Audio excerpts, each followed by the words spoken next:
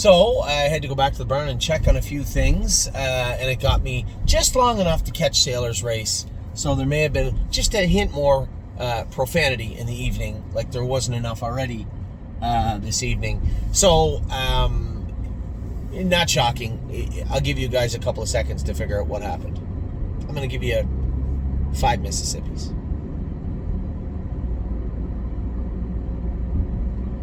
He bled. Here's a horse that's a hothead. The summer's coming.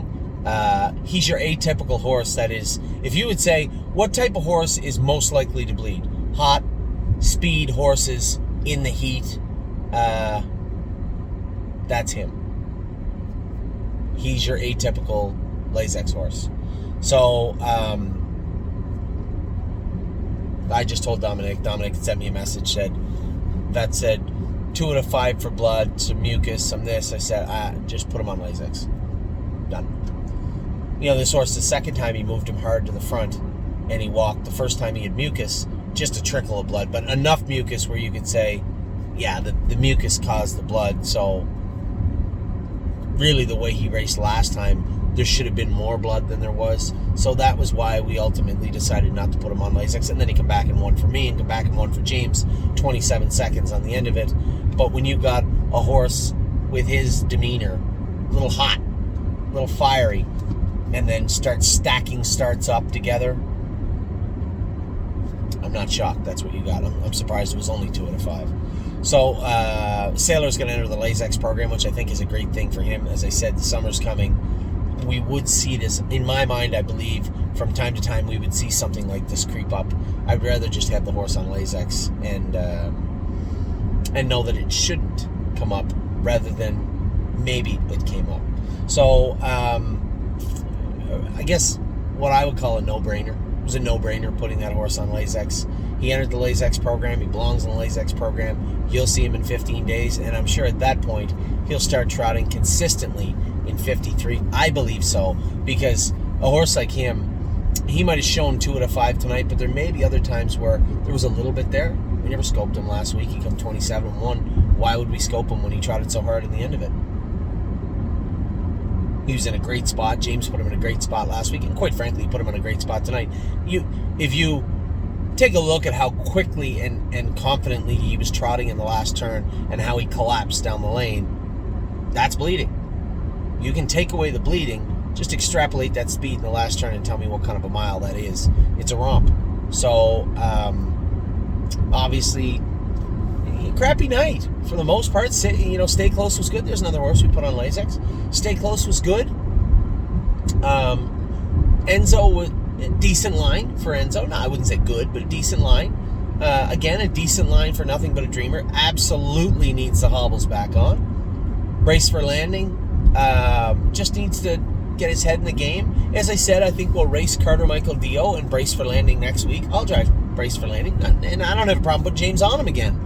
I think James knows that this horse, there's going to be a fine line we're going to walk between put him on his toes, but don't get him hot. That's a tough line to walk. And obviously, I stray to one side and James strays to the other, but we both have to walk in the middle. And that's what needs to happen with Brace for Landing. Long season for this guy. Don't like to see breaks, but at the same token, he's a 2-year-old trotter. We'll get to the bottom of it. Now, when it comes to Carter Michael Dio, the fix is easy.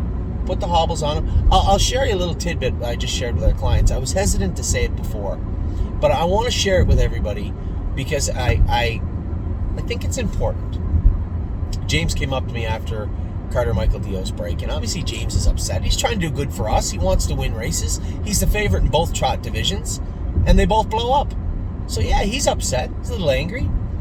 And even though he was angry, he said, "Can you do me a favor?" And at this point, he's got me a little off guard because I don't know what the hell he's going to ask me. Aside from, "Can you build me a time machine?" I don't know what he's going to say. He said, "I believe Carter Michael Dio is a special horse. I know he's Pennsylvania, but I also know you haven't paid in every stake race on earth. I know he is the Wellwood. I know the Mohawk Millions are here. I know that," he said, "I know that he's paid into the Houghton, Breeders' Crown." Just think about it. I'd like to not take him to Pennsylvania. I'd like to keep him here, prep him for the Houghton, race him in the Houghton. The Houghton runs into the Wellwood runs into the Mohawk Millions, and I know everybody thinks that Brace for Landing's the horse to go. I said this in my other video. I believe it's Carter. It could be Carter. And that leads into Kentucky if you want to go, and the Breeders' Crown at the end of the year. I think he's a special horse, and I don't think you should take him to Pennsylvania. I was a little floored. I said, listen, he's a special horse? Yep. Yeah? Show me he is. Show me he's a special horse. I don't need to look at the line and say, oh my God, that line is so fantastic. After he made that break, he come a half from 56-4, come 28 flat, wrapped up. I don't care. Show me he's special. We'll put the hobbles on it. You show me how special he is, and then we'll talk. It's no hurry. His first stake race is July the 14th, I believe, or 13th in the Meadows. July 13th or 14th. It's the 20th. You got 3.5 weeks to make your case. You don't got to go out and bottom him out. Just go out, have the horse look real good, and at that point, then we can have a discussion. You, me, our partners, and say, this is what we'd like to do. Keep in mind, 10, 12, 13 starts max for a good horse like that. What might this guy be doing, I wonder? Just stop in the middle of the road. 10, 12, 13 starts. So he's already blew one. There's one. Breeders' Crown elimination and final if he's good enough. There's 3. Wellwood elimination and final if he's good enough. There's 5. Mohawk Millions if he's our Mohawk Millions horse. Let's assume he could be. There's 6. Houghton elimination and final if he's good enough. There's 8. There's 8. He's got races in Kentucky. 1, 2. There's 10. So yeah. And we can at any point slide him over and put him in a sire stakes. They come back to the Meadows. The finals in the Meadows. There's only 4 or 5 lags. So the world is our oyster with all these horses. But as Steve once said, and I absolutely love it, I'm from Missouri. Show me. The show me state. So, that's where we're at. Nothing to be upset about. I can give you the rundown on all 4 babies again in case you didn't catch the last video I made 10 minutes ago. Enzo Aguayo, 3 out of 5 for Mucus. He'll bounce back. But he doesn't have to be Carter Michael Deal. He can be anything.